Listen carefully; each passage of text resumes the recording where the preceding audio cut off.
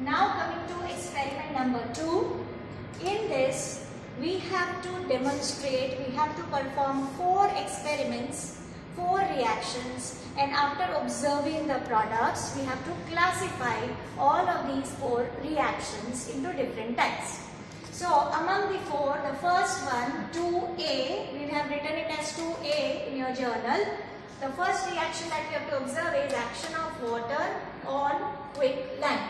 So here we will take water in a beaker and we will be adding quicklime to it and we will be observing what happens. After observing the products, we will be classifying the reaction. So in this beaker, we have taken water. To this water, we will be adding this quicklime, that is calcium oxide.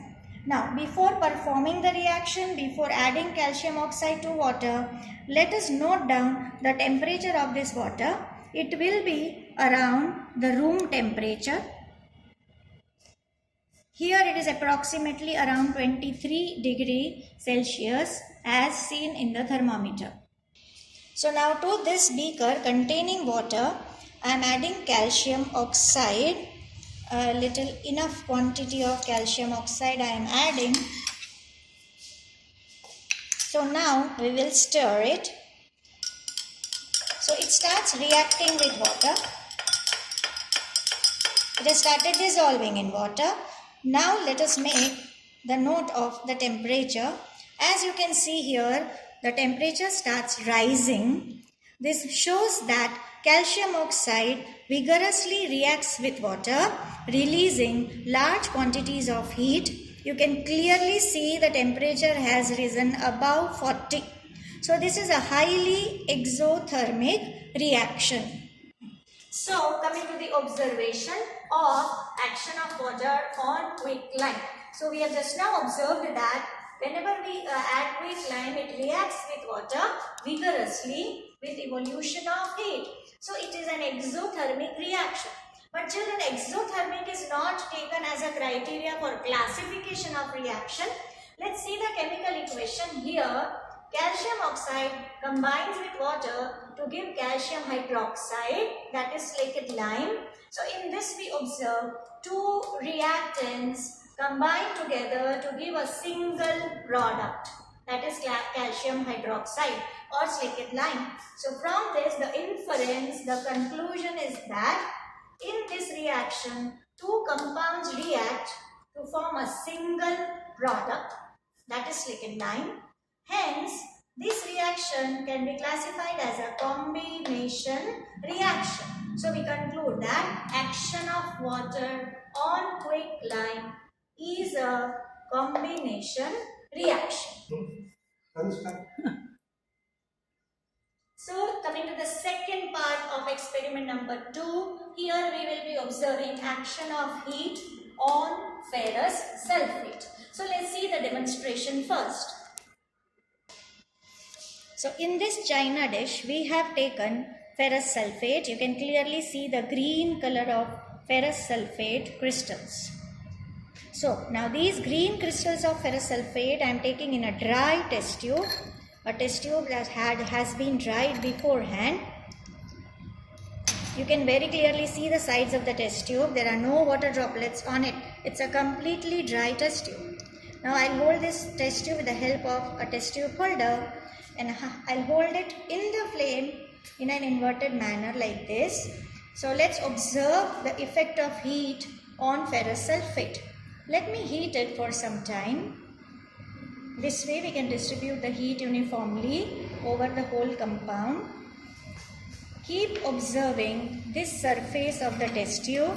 You can very clearly see some water droplets getting collected on the sides of the test tube. See children, you can see some water droplets.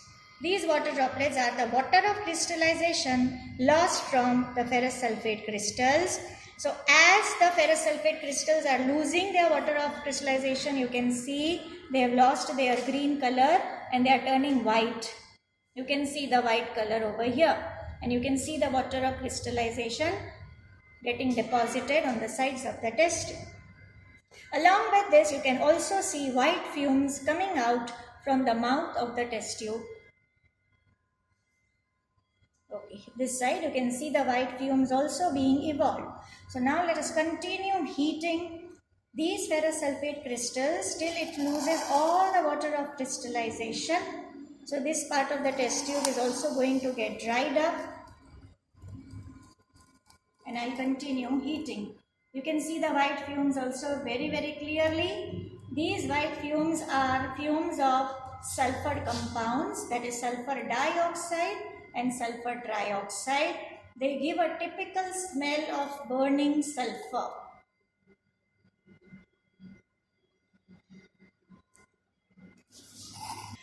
So after complete heating of ferrous sulfate crystals, we can see reddish brown residue left behind. So after observing the demonstration of heating of ferrous sulfate, let's talk about it in detail. So the observations. The first thing what we observe is when green colored, light green colored ferrous sulfate crystals are heated, first the color changes from green to white. And after continuous heating, it finally changes to reddish brown. Let's observe the chemical equation related to this. So first step, when the green crystals of ferrous sulfate are taken, they are in their hydrated form containing 7 molecules of water per molecule of FeSO4. When you heat it, in the first stage, the ferrous sulfate crystals lose their water of crystallization. As a result, they lose their green color and they become white anhydrous form.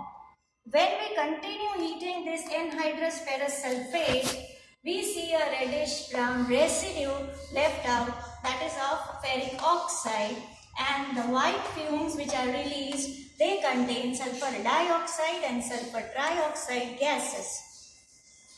So this was the second observation, where we see the white fumes of sulfur compounds.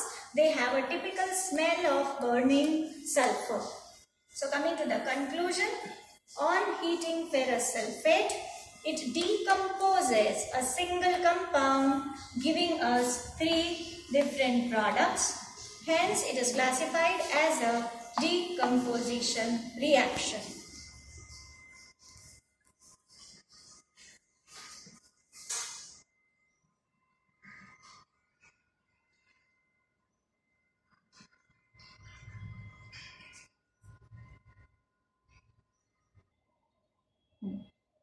Now students, the next reaction is reaction of iron nail kept in a copper sulfate solution. Now here we are going to keep iron nail in a copper sulfate solution. So what is the observation of that we will check with the demonstration first. This is blue color crystals of copper sulfate. This is iron nail. This is the copper sulfate solution we have prepared by dissolving these blue color crystals of copper sulfate. Now I have taken this copper sulfate solution in a test tube, and now I am going to place this iron nail in the copper sulfate test tube. Now student, it will take 20-25 minutes for the complete displacement of the copper ions from this copper sulfate solution, because the iron metal is highly reactive as compared to the copper metal, and therefore this iron nail will displace copper ion from the copper sulfate solution. So we will wait for 25 minutes and then we will check the result of the reaction. See, after the reaction you will find that the blue color of the copper sulfate solution is disappeared, and you will find that at the bottom of the test tube you will get the brownish color particle of the copper. Even the iron nail placed in this solution will be also covered with these brown particles of the copper.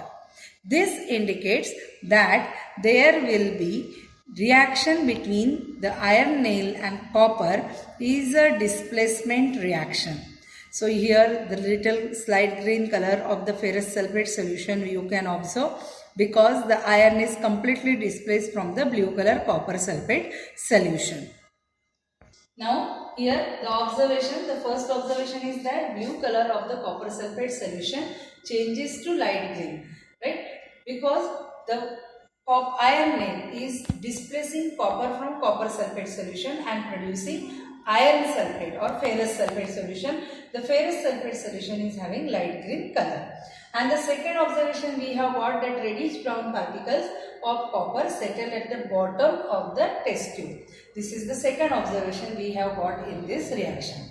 Now the equation of the reaction is copper sulfate aqueous plus iron solid gives ferrous sulfate aqueous and copper solid. So here blue color changes to light green color, indicating that copper is displaced from the copper sulfate solution. So the inference of this reaction is iron displaces copper from the salt solution of copper. Now our next reaction is reaction between sodium sulfate solution and barium chloride solution. Now here both the solution we are going to take and let us see what is the result of the reaction we are observing. Now students, this is barium chloride solution and this is sodium sulfate solution. Now this is a test tube in which first I am going to add sodium sulfate solution.